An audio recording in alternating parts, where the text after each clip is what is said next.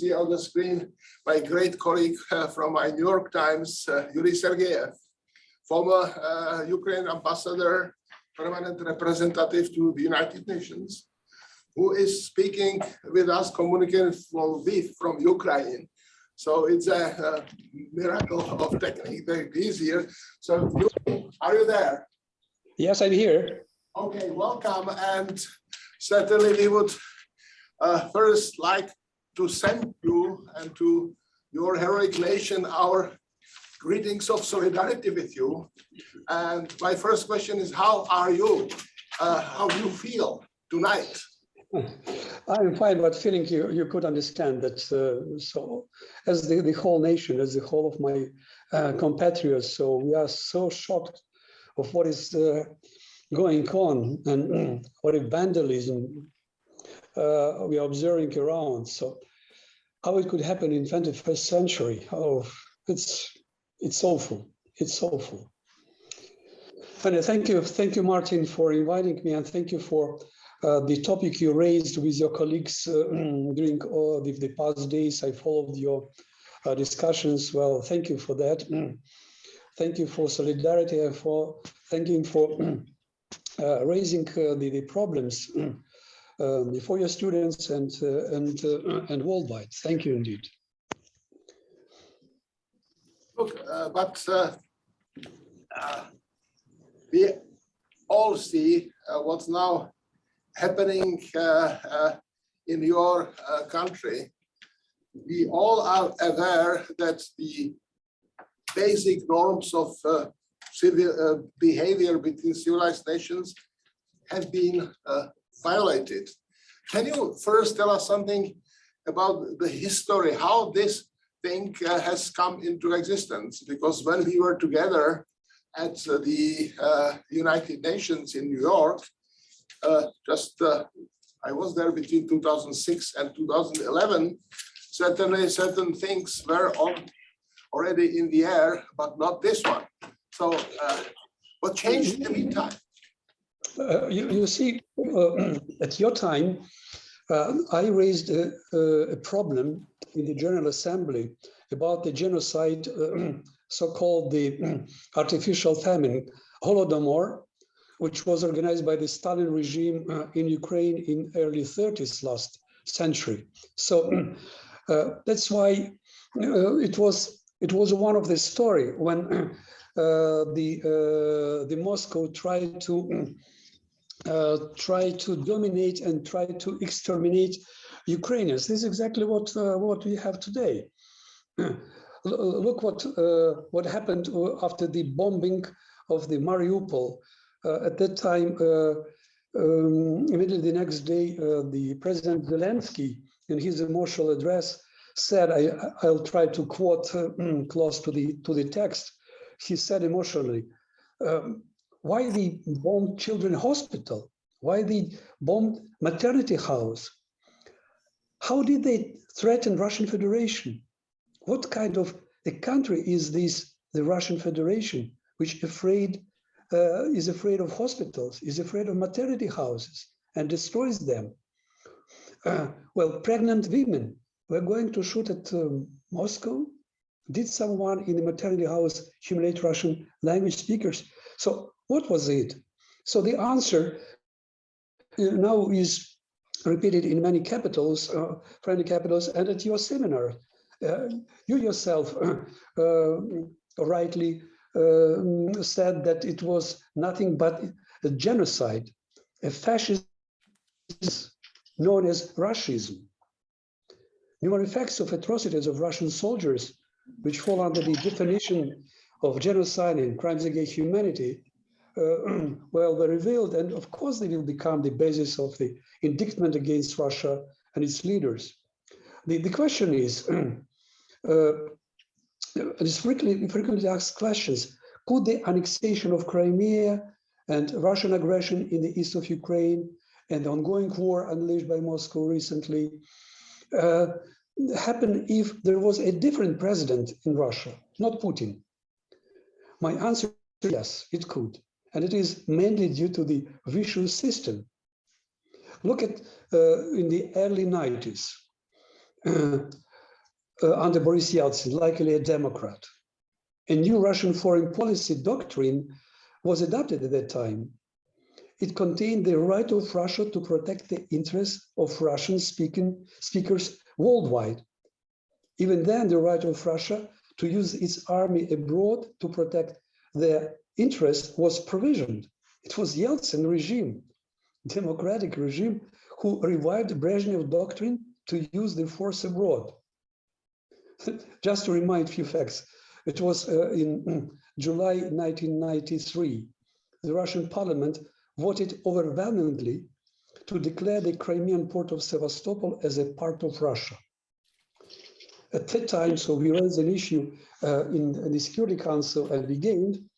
Well, but unfortunately, UN Security Council didn't stop Russia nationalists and imperialists. By the way, Yeltsin was neither first nor second. He was a communist. It was a system which, from the very first day after collapse of the USSR, started to rebuild it, complaining that the biggest tragedy of the 20th century was dismembering of the Soviet state. And what we observed, that Russia's instigators went around inspiring separatism, vulnerability, and Crimea became one of their priority. To remind another fact that another territorial claim over the ownership of the small island Tuzla in the Strait of Kerch between Ukraine and Russia in October 2003. By the way, Tuzla problem became the first Putin test on the West reaction, and one of the signals to the West to stop NATO expansion. Well, so you may ask me why such continuous Russian aggressiveness towards Ukraine. Those, and you are Martin from the region, Central Europe, you know the history and what happened. This is due to the nature of Russian statehood generally, and mental difference between Ukrainians and Russians particularly. But please note that Russians and Ukrainians is not one people, as the Moscow leaders tirelessly declare. By the way, former president of Ukraine, Leonid Kuchma, once wrote a book whose very title explains everything. Ukraine is not Russia. But just judge for yourself. The first East Slavic state arose in 1882 on the territory of modern Ukraine. Its capital in Kiev, and was called Kievan Rus. The Moscow Principality was formed only in 1243 as a result of almost a century of unification of local non-Slavic tribes by the Kiev princes. When in 12th centuries, Kiev was already decorated with golden domed cathedrals, there were swamps and forests on the site of modern Moscow. The Russian Empire was founded only in 1721. Cornerstones of this creation were monarchy, pan-Slavism, and orthodoxy. Putin is trying to reconstruct a new empire based on the same cornerstones now, but with each of these principles, everything developed and develops so smoothly. If to look briefly to these pillars of the modern construction of modern empire, we could understand the reasons of the why Putin and his regime is trying to dominate Ukraine. Firstly, we are to understand that Russian emperors of Romanov dynasty did not have succession from the founders of Kievan Rus, the Rurikovich. This is one of the reasons why Muscovites historically tried to seize the throne of Kiev. Nor can Putin's empire do without the subjugation of Kiev, without which the entire history of modern Russia is the history of not a European country, but a continuation of Mongol Tatar horde. Well, so in order to dominate Ukraine since the beginning of this millennium, the Kremlin began to actively continue the falsification of history that began under the Russian emperors, especially under Catherine II, when the annals were rewritten. The Putin regime has gone so far as to say that Ukraine never existed. The entire territory that is called Ukraine was Russian, and Ukraine, it turns out, was created by Lenin 100 years ago. Therefore, according to Putin, Russia has every right to retain its territories. So the new minted sovereign of all Russia is trying to glue his autocratic throne together through grasping, seizing the territories around. And interesting that his courtiers, if you notice that, they began at least 10 years ago looking for a genealogical connection of the Putins with the Romanov dynasty. At the same time, for them, it makes no problem that the Romanovs did not have August roots with the Rurik family, the founders of Kiev Rus. Look at the second pillar, important pillar of the monarchy and empire. It's about the orthodoxy. Well, this is what we are observing now. Orthodoxy was brought to Moscow from Kievan Rus. The main sacred places are located in modern Ukraine. Let's recall how Putin rejoiced in 2014 in the captured Khersones, where the first baptization took place in Kievan Rus. It is also clear that Putin's desire to seize Kiev with its ancient Orthodox shrines. The Moscow Church, under the leadership of Kirill Gundaev, became a domestic church of Putin and performs more as political entity than a spiritual one. Russian Church has broken ties with the world Orthodoxy after Ukrainian Church received full autonomy from Ecumenical Patriarchate in 2018. So this principle, this pillar, or second pillar, does not work for the Putin's idea to recreate empire. And about the Pan-Slavism, few words. The Russian idea with Pan-Slavism. It must be recalled that the Russian emperors were not in their majority Slavs.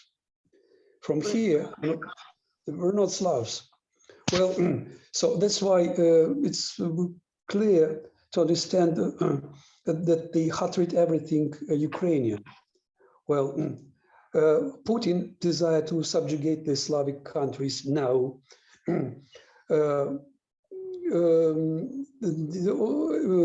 Is to be explained by the demographic collapse of the Slav population in Russia.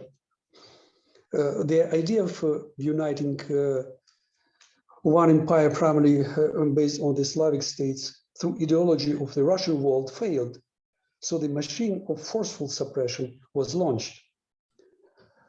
Well, there are two schools explaining what he is doing. There are horrifying facts of the forced displacements of Ukrainians to Russia from the occupied lands now. Most probably in that way, the Kremlin decided to replenish the Slavic component of its population. The other version I do personally share is that Putin, whose Slavic origin and true adherence to Orthodoxy is dubious, simply decided to exterminate the Ukrainian ethnicity, destroying cities, killing civilians, destroying culture and historical sites. For sure, he intends to wipe Ukraine off the face of the earth. In this case, those experts who believe that Putin's historical mission to create the fourth horde are right. The third was the USSR, the second was the Russian Empire, and the first was Muscovy as a part of the empire of Genghis Khan. Well, so the next question we can also put, why Kremlin did not start the war earlier, say immediately after the aggression against Georgia in 2008. Well, just to remind that Kremlin was puzzled by the wave of color revolutions in the post-Soviet space, the coming to power of democratic governments and the announcement of a course towards Euro-Atlantic integration. Most of all, Moscow feared and still fears this, especially Ukraine, which would give rise to an example for the Russians themselves. And the main danger was that these republics would break the system of values that united all post-Soviet countries: autocracy, corruption, a de facto feudal system of territorial administration, patrimonial state administration and distribution, lack of independence of courts, lawlessness of special services and police, control over media, and so on and so forth. In Georgia, Saakashvili tried to break the system, to which there was an immediate response from Moscow: war, annexation of territories. Well, unfortunately, in 2004, Orange Revolution in Ukraine did not lead to the breakdown of the Soviet system, and the stagnation of society lasted until 2014. What happened in the fall and in the winter 2013-2014 and continues today? It is a revolution of dignity, consequences of which frightened Putin tremendously, because what happened and is happening is an attempt to break the vicious Soviet system. Why one of the Kremlin's goals is the physician elimination of President Zelensky? Because only a person not from the system is able to crush the system, and he is. Well, so the revolution of dignity was about several things. Putin frightened when the Ukrainians used their right under the Universal Declaration of Human Rights and overthrew the tyrann Yanukovych. Sooner or later, it will happen to Putin too. A revolution of dignity is a continuation of national liberation, completion of the decolonization, and then of the decommunization and desovietization processes that began in 1991. Well, revolution of dignity is about the oligarchization. Well, exactly the problem existing in Russia, to prevent oligarchs to influence the political life in Ukraine and to stop the practice when individuals strive to power in order to earn. Well, so planning its aggression against Ukraine, the Kremlin understood that its interests were threatened by Kiev's desire to end its Soviet past once and for all. Ukraine's success is a challenge to Russia. Putin also understood the weakness of the collective West and degradation of liberal democracy. An increasing number of countries becoming more authoritarian or illiberal democracies also encouraged him. Starting the aggression against Ukraine in 2014, the Kremlin calculated that, as in the case of Georgia, the collective West would not interfere much. And so it happened. The annexation of Crimea and the occupation of part of the territories in the east of Ukraine was limited to economic sanctions, which for Russia were only a mosquito bite. Hundreds of Western companies continued until recently to make huge profits operating in Russia.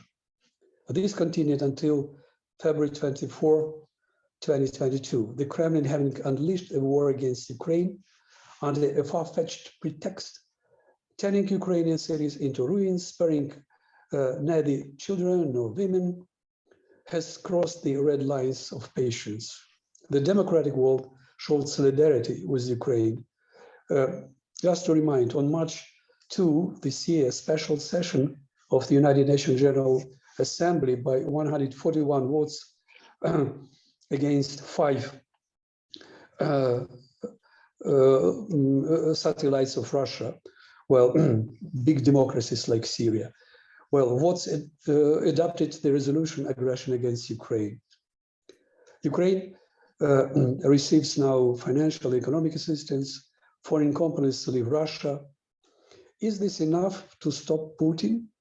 Does this mean that human values are becoming higher than interests and liberal democracy is reborn again? Well, so it's true that nobody will come to Ukraine to defend its sovereignty. Nobody wants to be involved into an open military conflict with Russia. But to leave things as they are, to encourage Russia. Essentially, the aggression of Russia against Ukraine was before the world community a cardinal question: what to prefer as a primary regulator of interstate relations, power or law? To prevent a total collapse of the system of international law can only specific and targeted actions of the international community aimed at restoring the situation that existed before the war in Georgia, before the annexation of Crimea, as well as bringing the aggressor state to the international legal responsibility. Ukraine is not capable to cope with that alone. Ukraine needs strong Atlantic solidarity to deter Russian aggressiveness. And finally, to understand what's going on in Ukraine. In Ukraine, Russia is fighting for returning the past. Ukrainians are fighting for the future. Just a few of my comments to what you know. We are defending ourselves and defending the Europe against the new form of the fascism. We are succeeding. Russia did not expect such defense preparedness, such motivation of the people. So they plan to grasp all Ukraine in a few days, in a week. And now they are losing. They are losing. Today is the 50th days of their offense and our defense. The cold shower of the defeat of Russian army in the war against Ukraine should wake the citizens of Russia from the lethargic sleep of national conformism and to refuse to support not only the current Putin regime. I'm sure that it will be a shock for Russian families when they find out some figures which are hidden by the Kremlin about the refusal of the Russian leadership to take out the corpse of killed soldiers from Ukraine. And now it's about 20,000 Russian warriors who were killed in Ukraine. Thousands and hundreds of tanks and so on. This is exactly what's going on.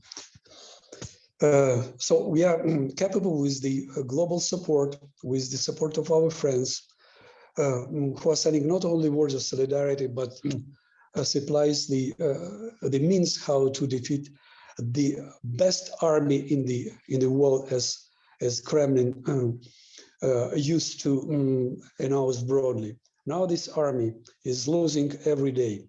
Their soldiers, their tanks, their planes. Today, the flagship of their Black Sea fleet was destroyed fully.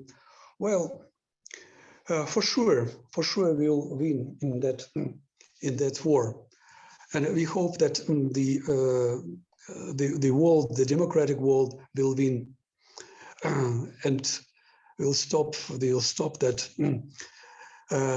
that unexpected or expected crime in the 21st century. Martin, thank you. I'm too long with my comments. Thank you very much. And now, apology to Tatiana Kostadinova, another good, very good professor here at FIU at the Department of Political Science, International Relations.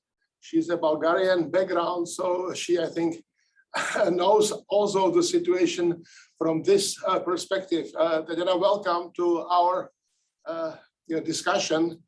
And I would like you first to start to comment of on what we have heard, and what are your perceptions of that situation? Hello, everyone. Thank you very much, Martin, for the introduction. I wanted first to turn to Ambassador Sergeyev and thank him very much for being with us today, for sharing his thoughts. And we know that it's very difficult now for Ukraine and for the Ukrainian people.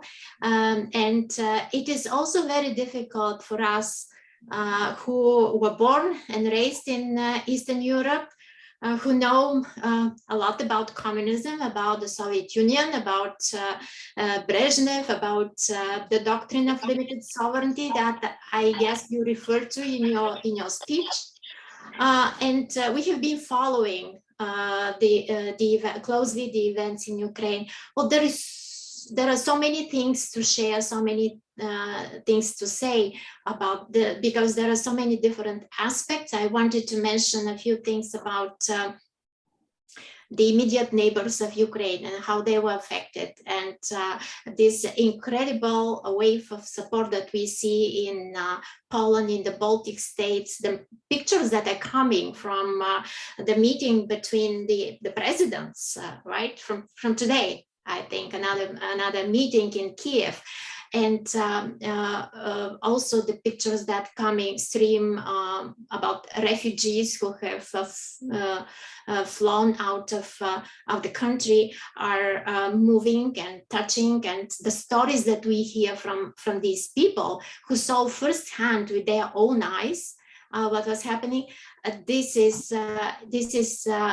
incredible, unbelievable, and it also speaks against all this the Russian propaganda about all this is falsification, all this is not true, this is the British intelligence, this is whoever manipulated the pictures, because there are people who tell their stories. And I'm sure that as difficult as the process of establishing crimes committed during this war can be, at the end of the day, I hope that many of the people who committed those crimes would be punished.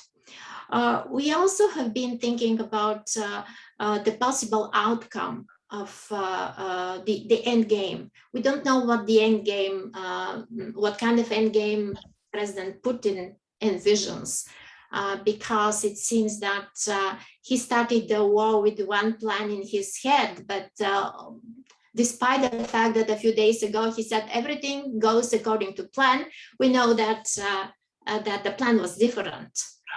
They surrounded Kiev, but then all of a sudden they left and are moving the army. So this was not the initial plan, apparently. What we have been kind of frustrated with is the situation in which Western countries say that they're not able to come physically with soldiers on the ground to help under Article 5 of the Nato agreement.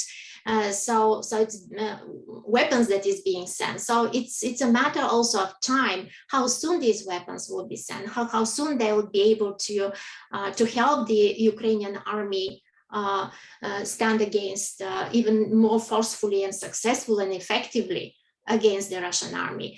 So this has been very difficult to accept. So on the one hand, it's the public in those countries. The public, if you ask the public, people don't want war. They especially fear a nuclear war, possible nuclear conflict between Russia and the West.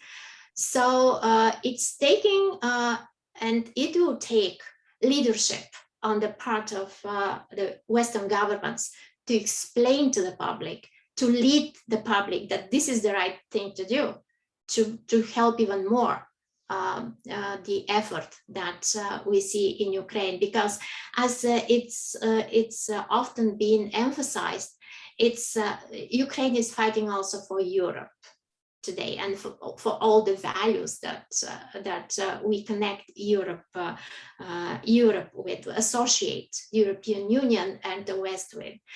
So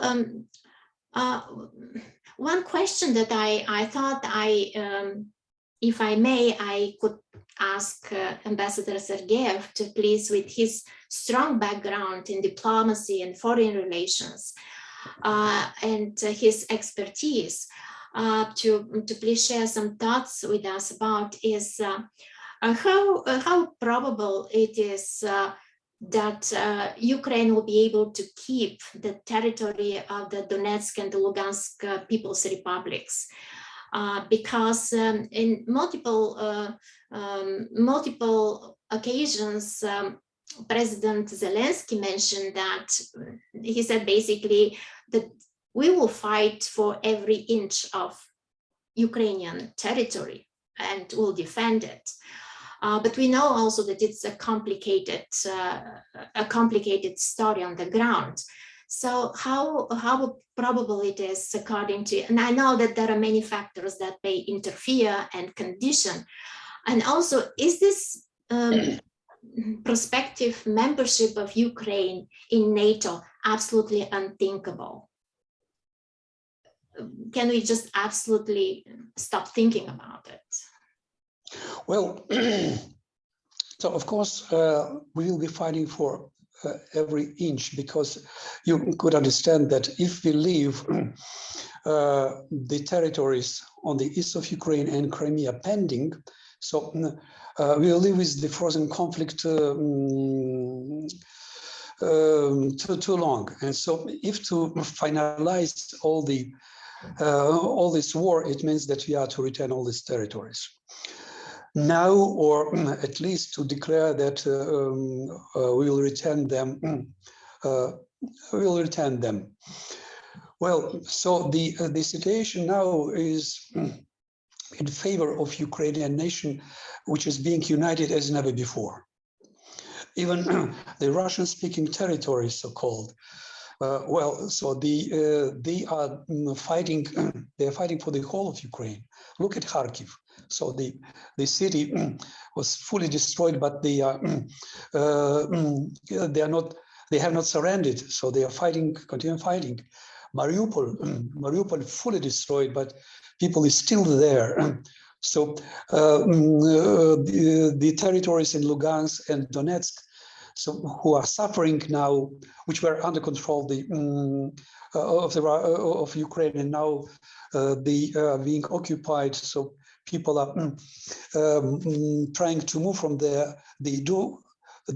For sure they understand what Russia is in the reality. So all these factors, they are good to keep the Ukrainian territories united. This is very important. The Putin idea, when he started to declare that Ukraine is artificial state,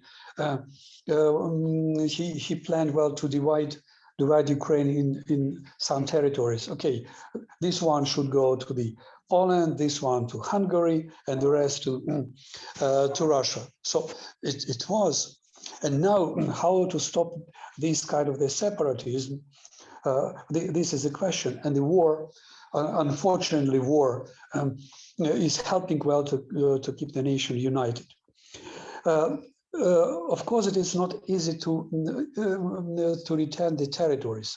More difficult to return people. The people who moved from these territories to Russia, for example, from the Donetsk, voluntary or not, and so how to bring them back. So, but today we are to think about the reunification and returning of these territories and these people. Well, now they are motivated to defend the lands. They are to be motivated to build a new life on the sites they used to live. It's a question.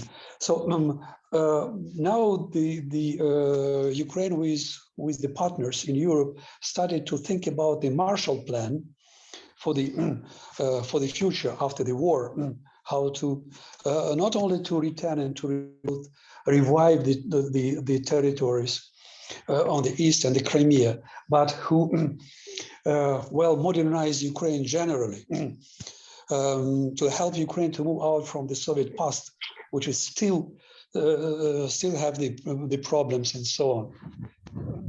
About NATO, the Euro-Atlantic integration is enshrined in the Ukrainian constitution. Well, we do understand that one of the reasons Russia is behaving so aggressively, well, it is because of our rapprochement towards the Atlantic partnership, and you were close to get the membership roadmap in Bucharest in 2008. So, as well as Georgia, and so Georgia was the first who suffered from Russia. So, the first thing with NATO and Europe integration, we are first to make Europe within ourselves. Well, it's to move to Europe means that we are to modernize ourselves in all the spheres, as well as NATO. It's also motivation how to move out from the Soviet dependent system where we still have and so on and so forth. So all these years of partnership with NATO help us a lot, well, to make these changes, to reform the army. And that's why today our army is stronger than Russian Soviet type army, morally and technically and in operation terms. So we used the opportunity of this partnership. As to the membership, Russia is manipulating the idea that allegedly the West promised not to enlarge NATO to the east in the evil collapse of the Soviet Union. Allegedly, Bush promised to Gorbachev. Well, we know the unclassified archives from the Washington, from other places, and nothing about the promises on the expansion. Even Gorbachev, in his numerous interviews, confirmed that the enlargement was not even touched. The only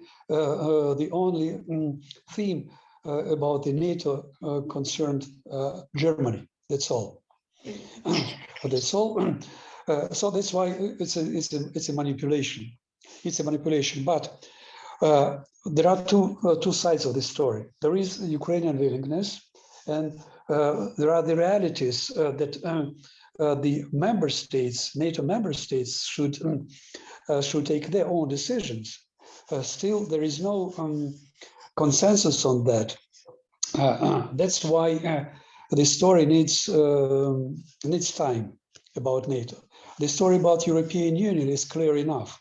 So now when we are on the side of Europe, defending European values, well, standing against the common enemy there, so should encourage the European countries, well, to open doors concretely and to start not only inviting but to to bureaucratize the process.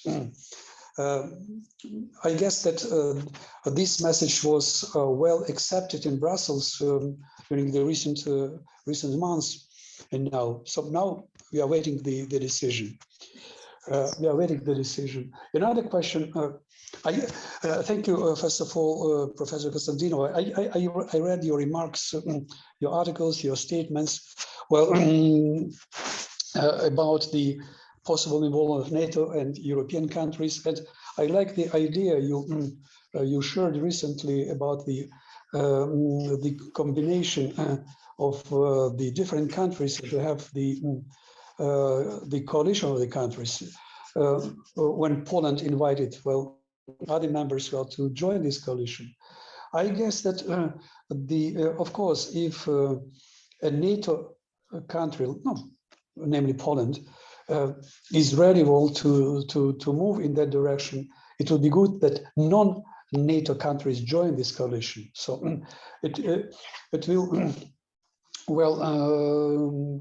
not only it will legitimize this coalition in another way, as for example the coalition of the countries in the Persian Gulf. So they united themselves under the Article 51st of the United Nations Charter, collective defense. Collective defense, and this article does not require the approval of the Security Council of the United Nations.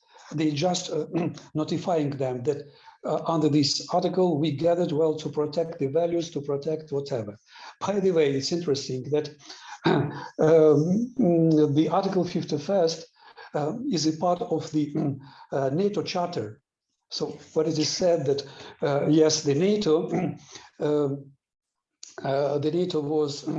was founded based on the principles of the Article 51st of the United Nations Charter.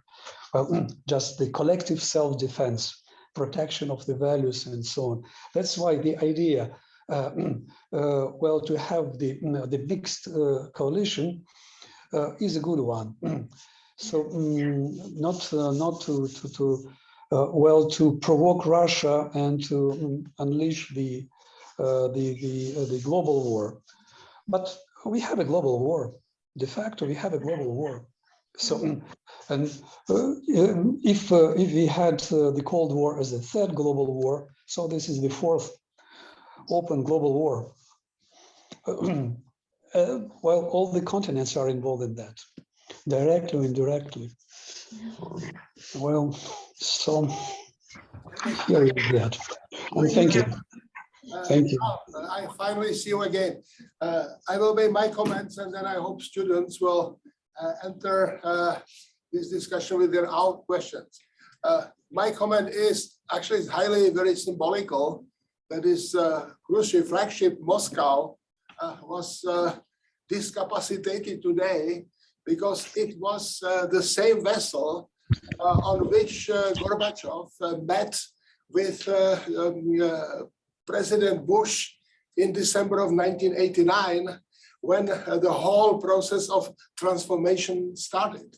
Actually, we had here last week Ambassador Żantowski, he is now director of Václav Havel Library in Prague, and he remembered that when Havel was in Washington, so certainly he made his famous statement, if you want to help us on our transition to democracy, help the Soviet Union on its very fragile and difficult way in the same direction. This remark was made based on his conversation with President Bush, and because he was before the trip to Moscow, right after coming back from Washington. I don't want to go here into details, but still I would like to know what is really, as Tatiana said, the end game. Is it realistic to expect that this Putin's government, let's say, is going to use Istanbul process in a way that there will be some sort of fair deal, agreement made? But my question is, can you make a fair deal and by the same stroke of pen legitimize international crimes? This is my general question. Yeah, no, thank you, Martin. The question, there are two questions in one question you raised. Well, so first of all, the President Zelensky announced that he would try to continue negotiations. Well, even with this, with evil as Putin and his administration is, to save lives in Ukraine. But we will not compromise our sovereignty. We will not compromise the principles. So that is why what is raised during the last meetings with Lavrov and so on, their ultimate demands, well, to surrender, they will not work for sure. So, but we'll try with the help of the global partnership, well, to move and to find solution diplomatically, which is not realistic, but we are trying. So, first of all, the President Zelensky announced that he's open, well, to to find a solution through the negotiations. Well, when will be the end of the game? Well, so we are fighting not only against Putin, we are fighting against the system. Well, so when the system which exists in Russia is fully destroyed or collapse itself, well, so it will be the end of the great game. Now, as we observe, well, still Putin has serious support because the brainwashed society, I should say that the domestic propaganda is very effective and very efficient in Russia. So they brought people, these zombied them that to the extent that they are holding the meetings around the Russia, demanding to exterminate Ukrainians and to smash out Ukraine from the face of the earth. This is exactly what's going on. So that's why when the system is destroyed there or collapsed, so it will be the end of the game. Unfortunately, the opposition is so small; it's not numerous, and so many of them migrated. That's why there is no exact opposition. Think that the army, yes, there is some movements inside the army. Some of the generals, they openly stated before the war and at the beginning, during the first days of the war, that it was a mistake and so on. But how strong they are? Well, to raise and to stop the tyrann, the dictator. Well, probably the tradition of the Russian Empire, the Soviet Empire, when the palace coup well succeeded. Well, who knows? But you know, it's better well to think that those who survived from this war and now they are sending messages to their families, to their friends about the realities. Most probably it will will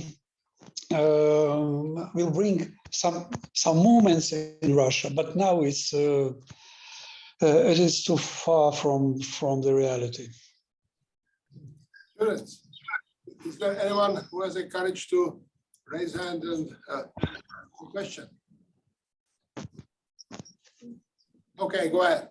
I have a question about, I know that for a fact, Russia back then tried to join NATO during the Bill Clinton era.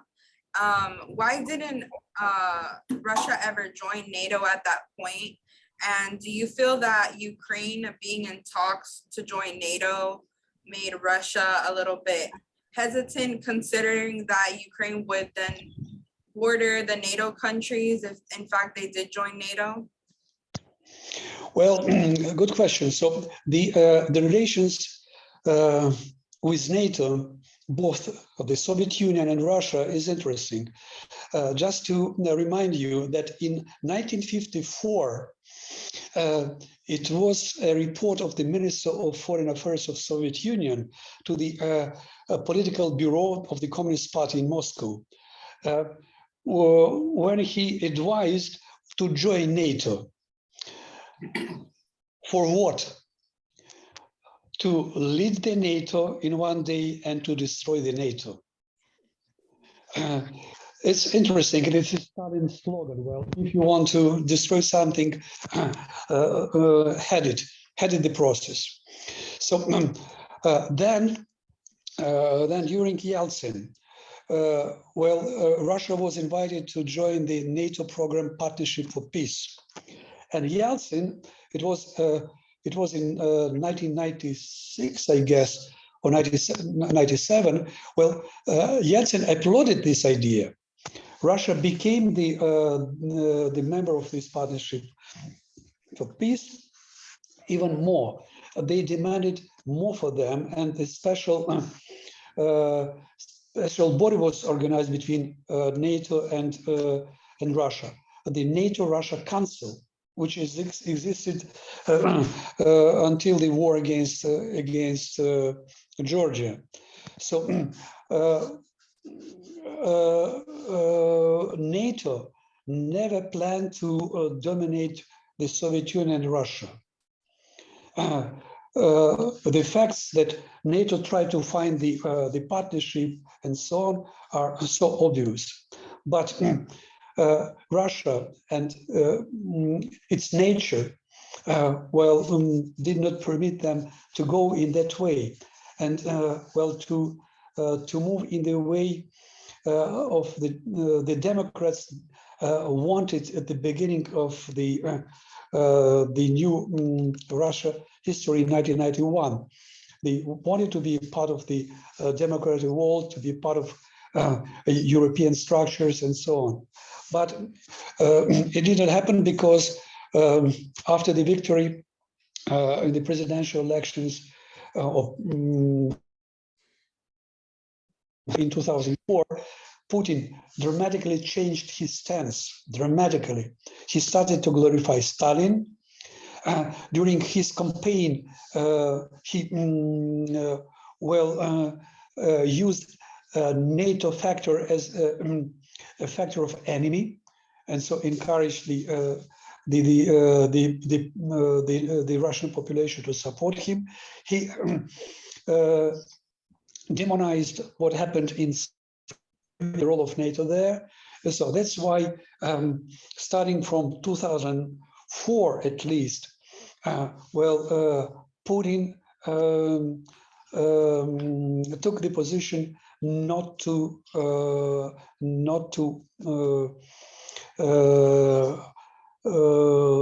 make a partnership with NATO. More than that, when he planned to restore the Soviet Union, for him it was more known the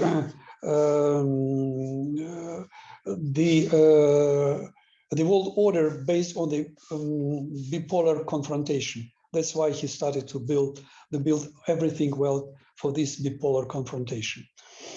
As to the Ukrainian NATO perspective, I just made some comments telling that we declared our eagerness to move that way, because you can't survive, or you have to make a choice in that world to whom to be partner with.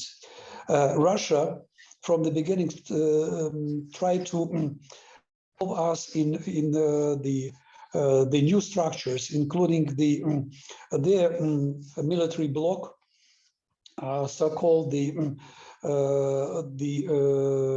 Organization of Common Treaty, Tashkent Treaty. So we succeed not to be involved in that. And of course, if to make a choice between democratic and non-democratic, so the choice was made in favor of NATO, because the NATO Charter, the first paragraphs, preamble says what for the NATO was created: to defend democratic values. So if we accepted democratic values, so it needs the measures how to defend them. The Warsaw Bloc was built at the same time on a different principles, not to protect values, but to protect interests. The Soviet Union had to dominate in Europe and globally. So it makes difference. So as I said before in my comments about Ukraine's perspectives, it is Ukrainian desire, but there are realities. There are member states who are to take the decision if it is a time to accept Ukraine or not. But the cooperation with NATO is going on, and so we managed to adapt our army, our defense system, our police to the NATO standards, which are very important. And now we see that our army, our defense system, our police, our structures, our intelligence is much more stronger than the Soviet type Russian one. Okay. Thank you for being here and talking to us today, Ambassador. I would like to ask you, you mentioned that the sanctions that the international community placed against Russia in 2014 after the invasion of Ukraine was like a mosquito bite for Russia. And now we're seeing a much more united coalition of sanctions against Russia in the invasion of Ukraine.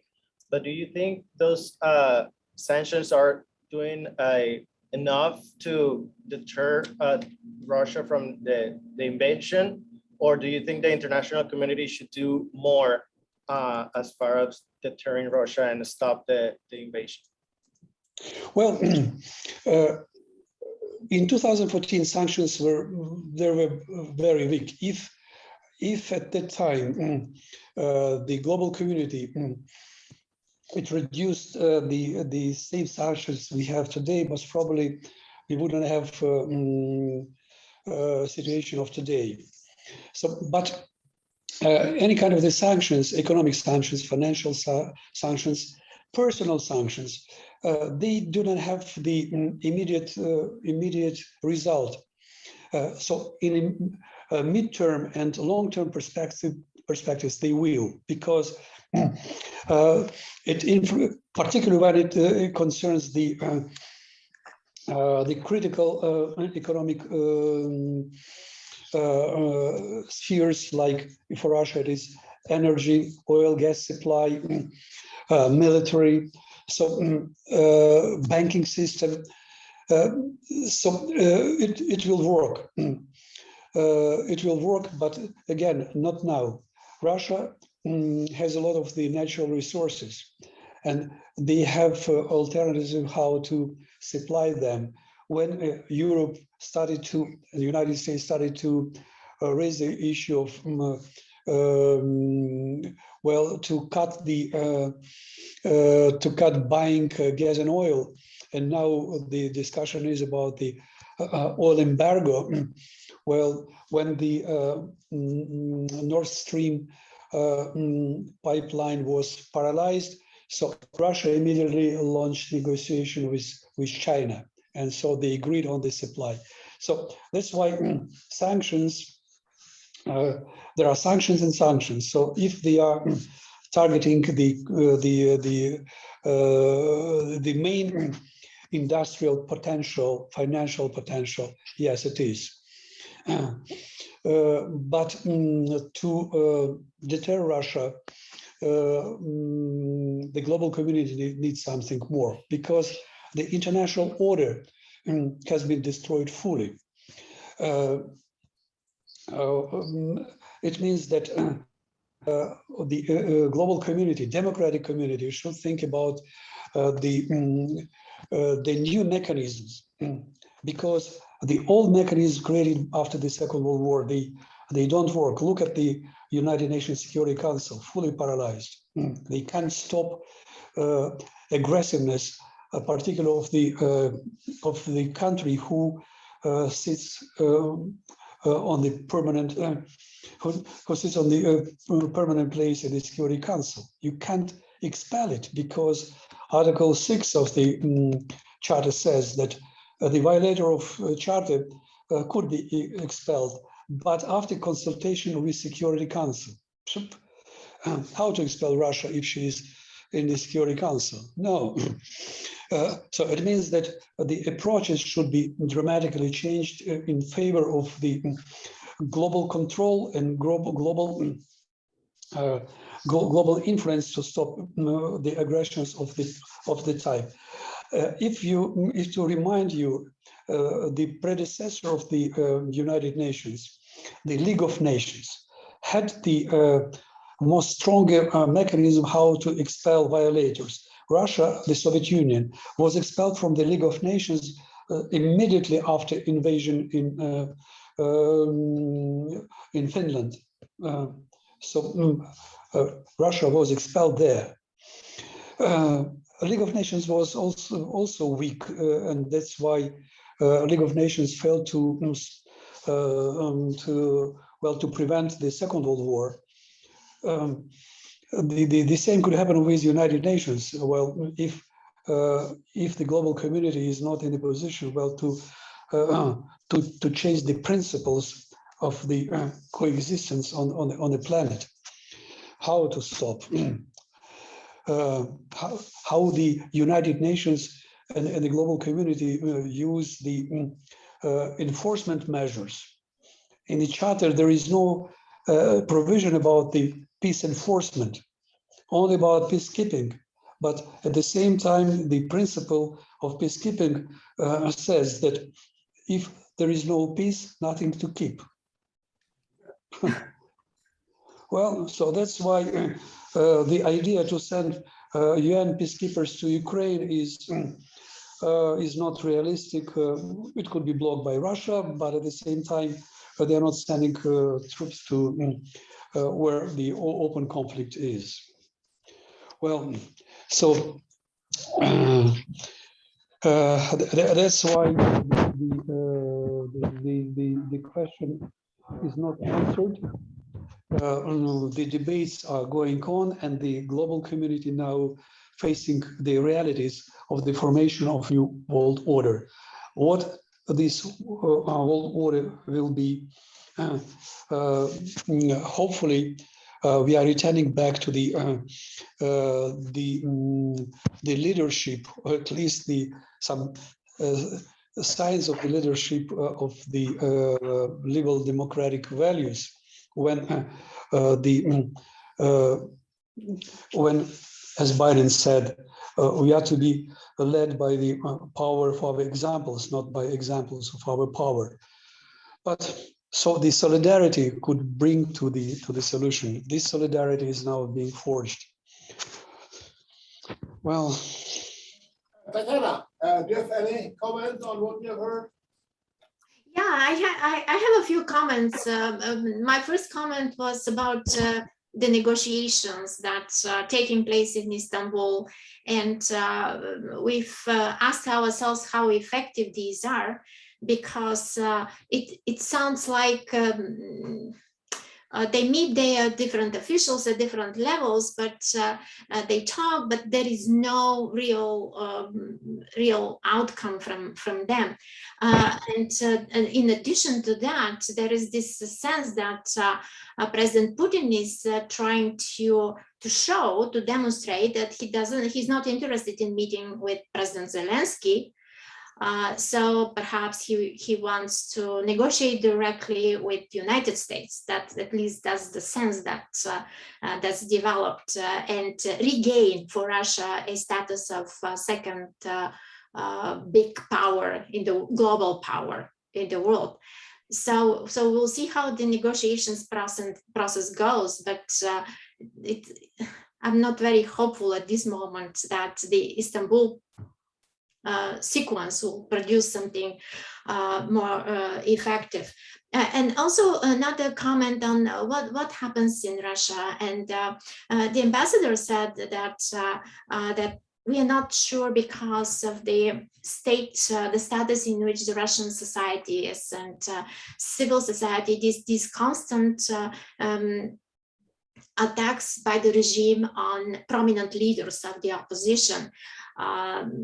One is in exile, in prison. The other day we heard about Kara-Murza being arrested, and these are just a few names, and even they are persecuted. So at the same time, in 1988-89, we had a wrong idea about how much support the communist regimes had in Eastern Europe among the public. It turned out that support was had eroded. It was not as strong as because of the fear that existed. So there is uncertainty about how the public in Russia feels. At the same time, this is bottom up. What can happen if change can happen from bottom up, but can it happen from top down? And this is where my concern is that it happens, it depends on who initiates the change. If it is again the Siloviki who happen to be very active in such enterprises, then what can we expect? Another Putin.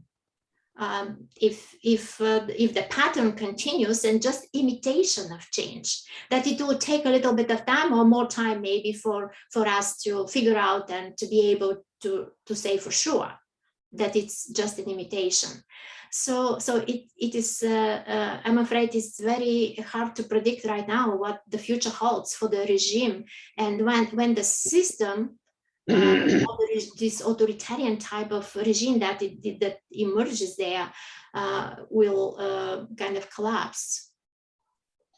Yeah, I agree with you that because the history of the Soviet Union explains us what happened, for example, with Stalin. Stalin was brought by the system, and Stalin was killed by the system. And who came immediately? Well, the same people. They tried to grasp the power. So then Khrushchev with the Zhukov and army, well, took the power, and then KGB smashed him out from the power. So, and we got Brezhnev. And who was Brezhnev? You know. So that's why this is a system which is bringing the same people, unfortunately. And so here we can also have who was Putin when he was brought to the power? A lieutenant colonel only. Thousands of lieutenant colonels were in the KGB and everywhere. He was selected by the financial groups and so on and brought to the power. And now they can put the same Patrushev, who is worse most probably than Putin or whoever there. So the only slight expectation that most probably army will raise, because army is losing its glory on the field of Ukraine. They didn't expect that.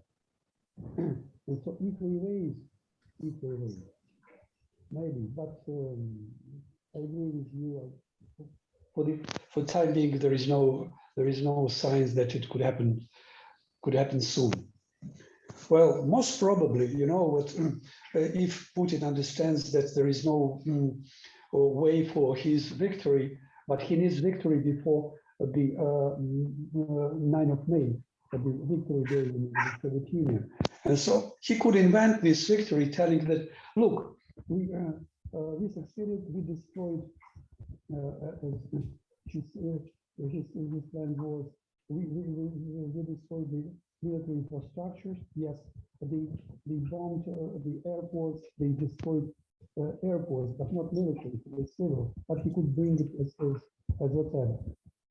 He could demonstrate what they are demonstrating now, the destroyed tanks, machines, and so on, which are Russian tanks and machines, as allegedly Ukrainian machines, they can do that. So they can keep these territories of Lugansk and Donetsk they occupied before. Well, as we defended them from Ukraine after they declared their independence. Russia recognized that, and now we defended their choice. And so that's why. So if the agreement is reached that, okay, let's show them what you control, and then we'll see. He could bring it as his victory. You know, they're manipulating the story, they're manipulating history, they're manipulating the realities. So let's fight for him to stop the war. Great. We hardly can hear you now, and I am observing, watching my watch, and time is running out. My last question. Okay. How is the life today in Lviv? What were you doing today, and what kind of nights you have in Lviv in these days? Well, Martin, we are to understand that there is no peaceful place in Ukraine. They are bombing. So they are keeping tensions everywhere. That's why there is no safe place anywhere, including Lviv, including western part. Of course, it's much more safer than on the east, but the alarm is sounding in western Ukraine as well. So that's why that is why all the Ukraine is under the target.